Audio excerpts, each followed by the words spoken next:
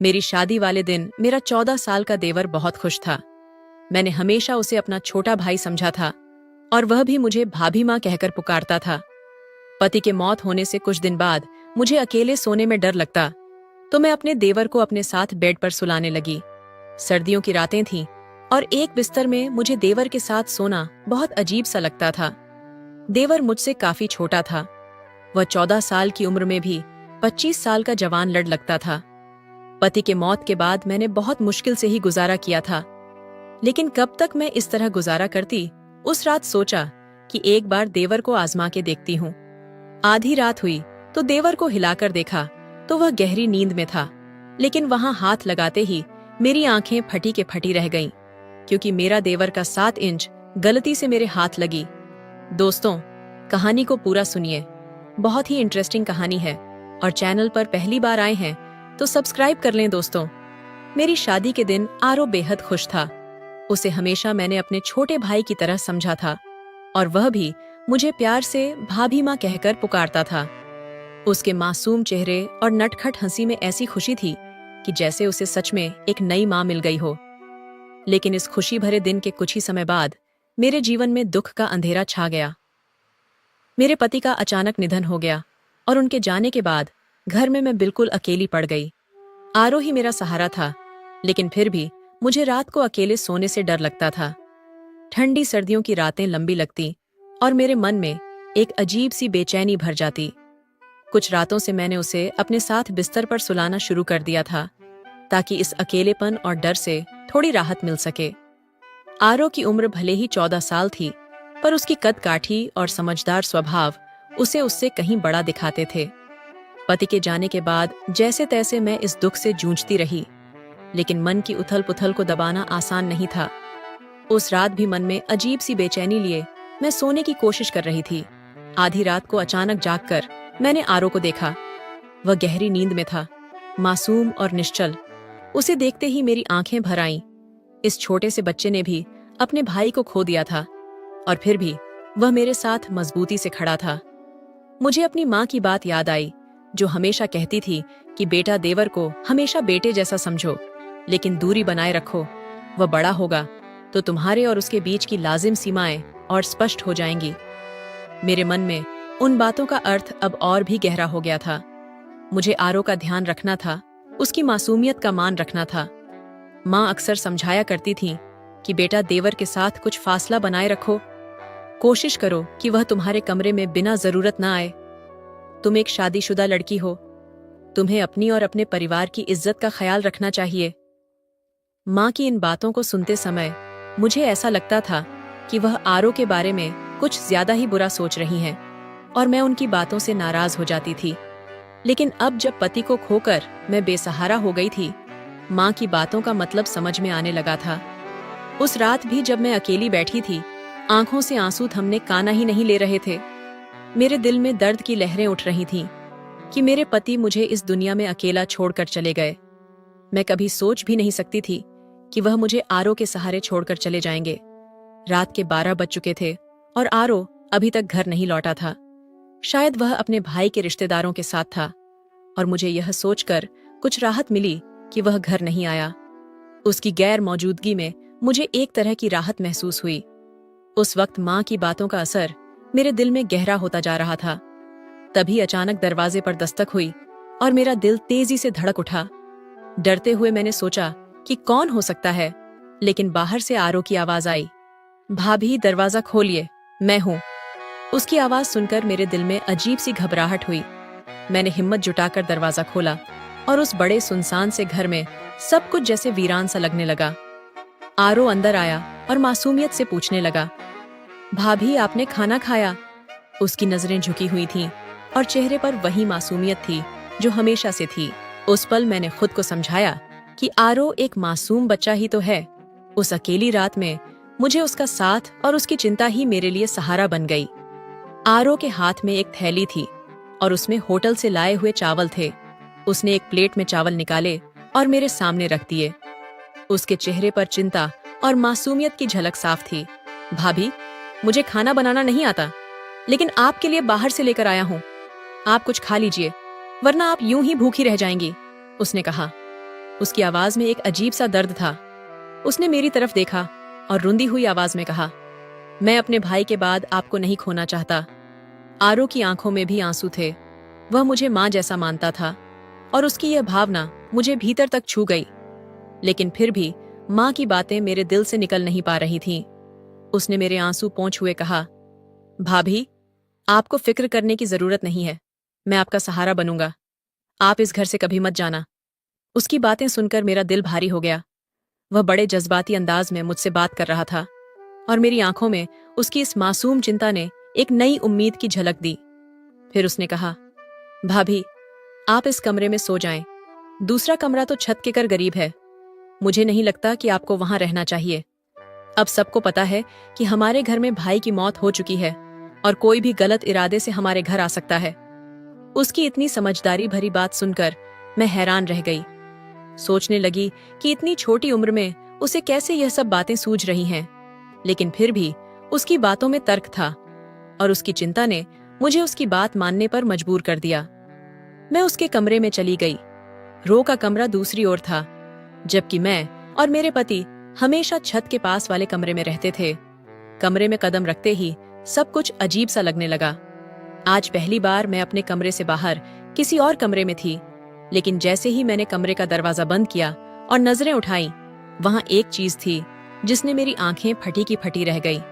आरो की उम्र 14 साल थी और मुझे यकीन नहीं हो रहा था कि उसने जो किया था वह एक छोटे बच्चे के लिए नहीं, बल्कि किसी बड़े और समझदार आदमी के जैसा था। उसकी बातों में कुछ ऐसा था जिसे सुनकर मुझे उसकी मासूमियत और समझदारी पर हैरानी हो रही थी।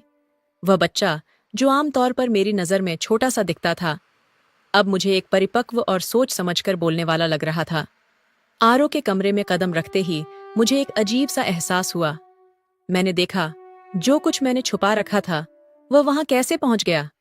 मेरी सारी चीजें बेतरतीब सी पड़ी थीं और एक पल के लिए मुझे लगा कि यह सब कुछ आरो ने किया है। ये बात मुझे बहुत अजीब लगी और मैं सोचने लगी कि सुबह होते ही इसे इस बारे में सवाल करूंगी।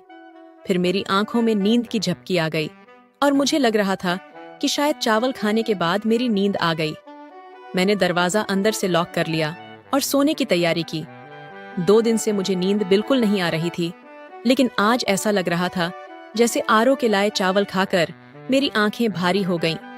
सोचा कहीं यह चावल खाने की वजह से तो नहीं था, मगर बहुत जल्दी ही मेरी आंखें बंद हो गईं, जैसे किसी को नींद का इंजेक्शन लग गया हो।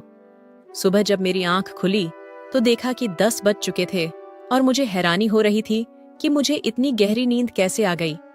2 दिन से मुझे ठीक से नींद नहीं आई थी, लेकिन आज तो ऐसा लग रहा था जैसे मुझे चुपके से नींद की कोई खुमारी चढ़ गई हो। मेरा दिल बार बार यही सोच रहा था कि कहीं के लाए हुए चावलों को खाकर मैं बेहोश तो नहीं हो गई। मैं ये सब सोच ही रही थी कि अपनी आंखें मलते हुए बाहर आई। सामने आरो किचन में चाय बना रहा था और उसकी मासूमियत में मुझे कुछ ऐसा था जो मुझे और भी हैरान कर रहा था। आरो की 14 साल की उम्र में जो कुछ मैंने सुना वह मुझे गहरे सदमे में डाल गया। वह चाय मेरे सामने रखते हुए बोला, भाभी, आप सो गई थी, आपको बहुत अच्छी नींद आई ना। उसकी बातों में एक मासूमियत थी, लेकिन उसकी आंखों में छिपी हुई कुछ और ही था। मुझे बहुत बुरा लगा और मैंने फीकी आवाज में जवाब दिया, हाँ, आज मुझे बहुत नींद आई। वह तुरंत बोल पड़ा, तो क्यों नहीं आती भाभी? मैंने आपको चावलों में नींद की गोली मिला दी थी। मैंने अपने दोस्त को बताया था कि मेरी भाभी को नींद नहीं आती, तो उसने कहा था, इनको चावलों में नींद की गोलियां मिला दो, इससे ये आराम से सो जाएंगी। उसकी बातों ने मुझे हैरान और परेशान कर दिया। आरो, तुम ऐसा सोच भी कैसे सकते हो? मैंने चिल्लाते हुए कहा। तुम अपनी भाभी को बेहोश करना चाहते थे? मेरा दिल एकदम ठंडा पड़ गया। वह जल्दी से बोला, नहीं भाभी, मैं तो आपको बस अच्छी नींद देना चाहता था। अब आप तो तरोताजा लग रही हैं। ये लो, चाय पिए। उसने चाय मेरे सामने रखी और मैं उस पर शक करने लगी। तुमने इसमें कुछ मिलाया तो नहीं? मैंने उसे घूरते हुए पूछा।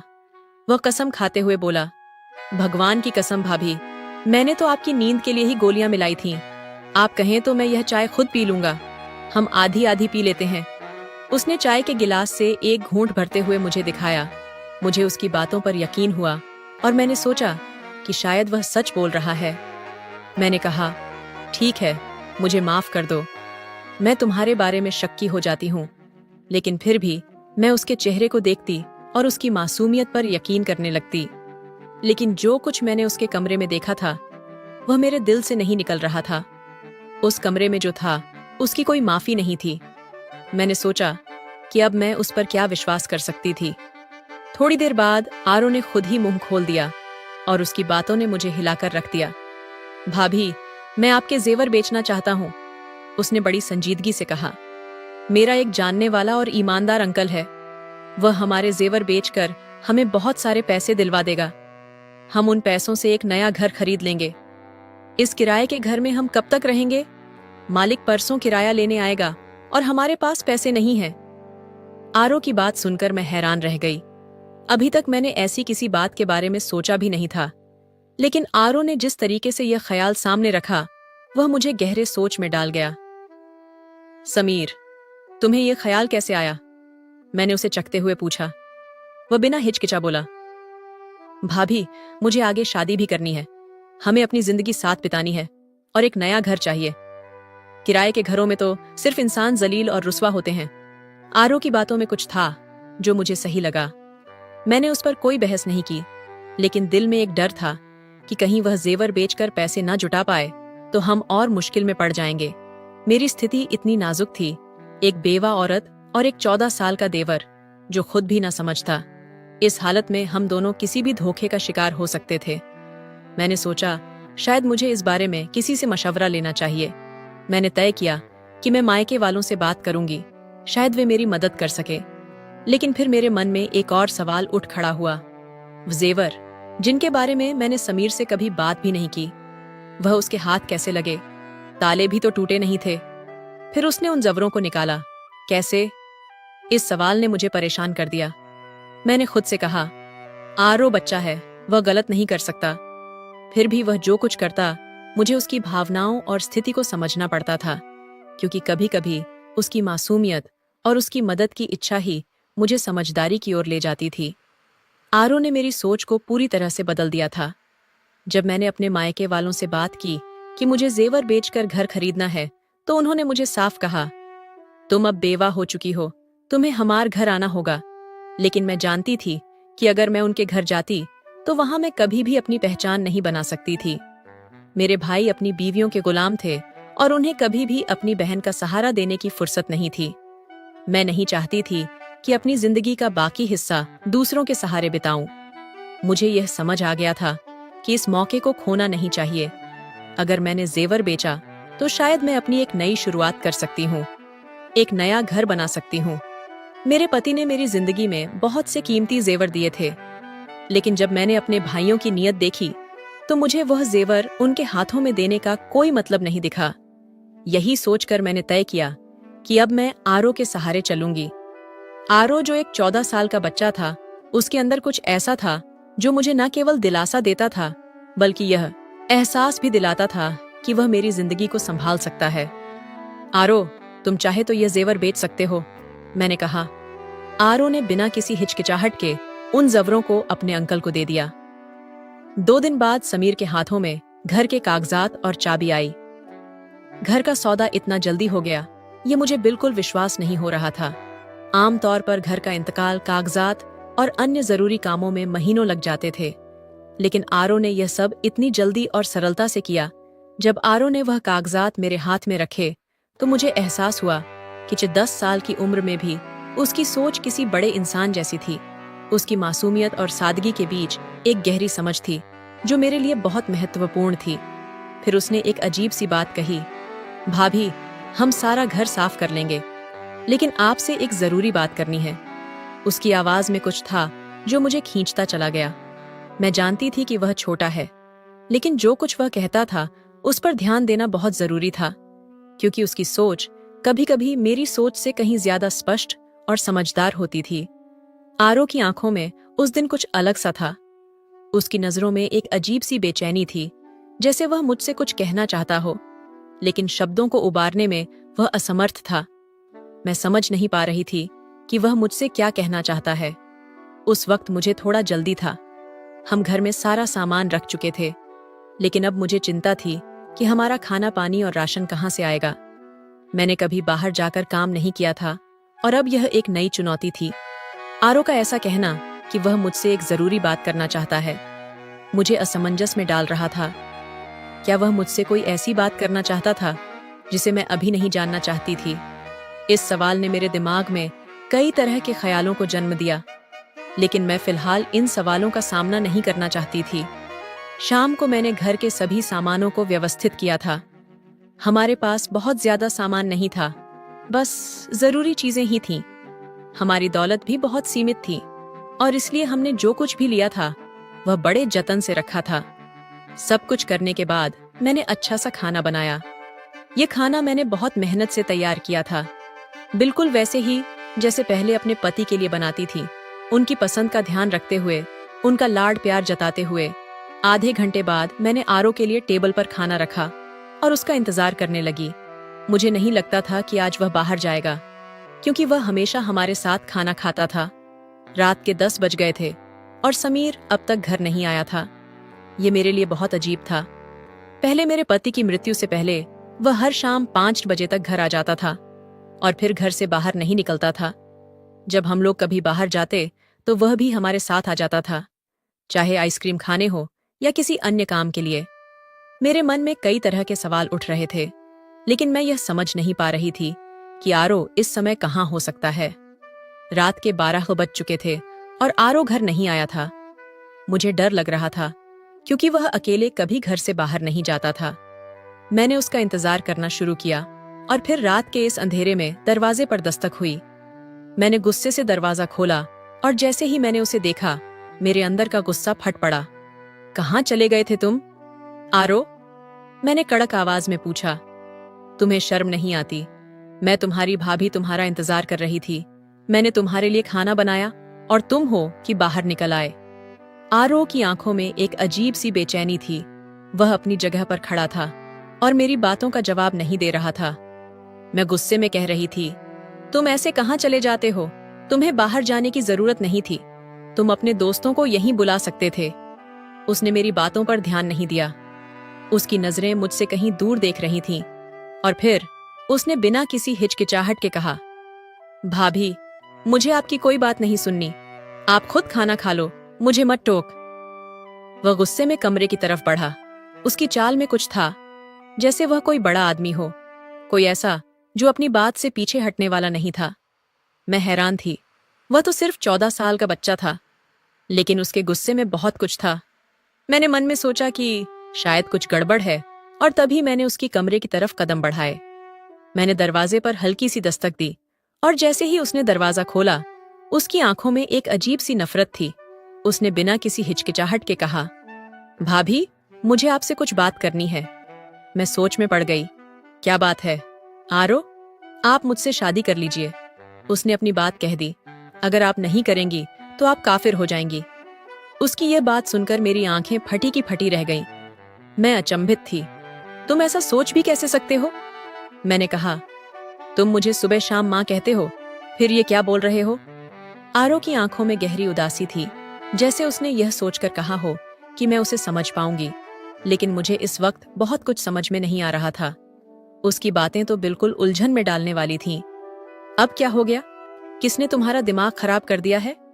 इतनी घटिया बात तुमने अपनी जुबान से निकाली। मैं गुस्से से तिलमिला रही थी।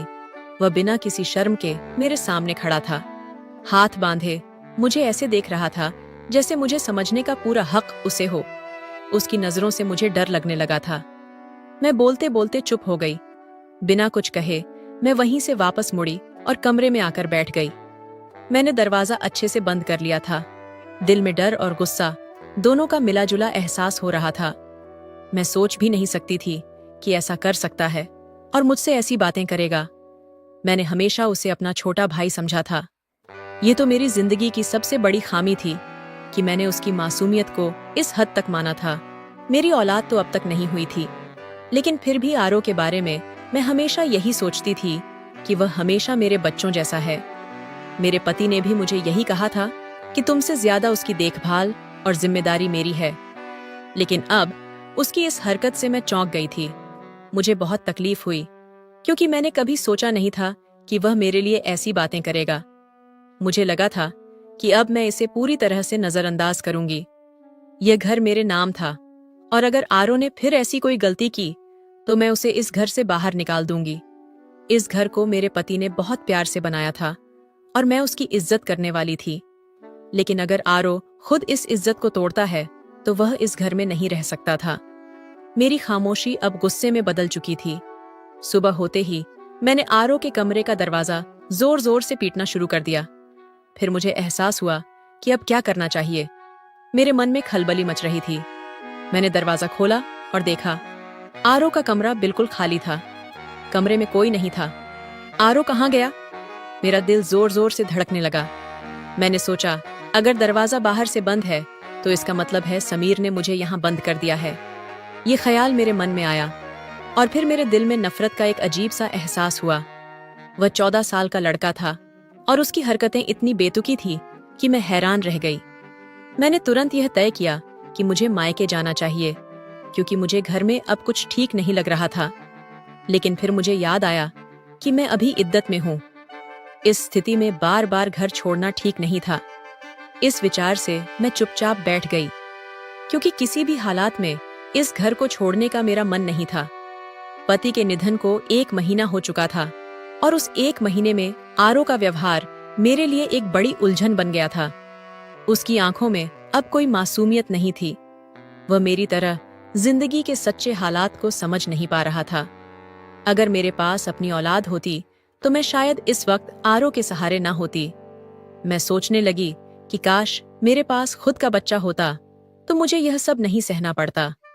अब मैंने ठान लिया था कि आरो जब भी घर आए मैं उसे साफ साफ बताऊंगी कि इस घर में उसका कोई हक नहीं है। मैं अब इस रिश्ते से पूरी तरह मुंह मोड़ लूंगी।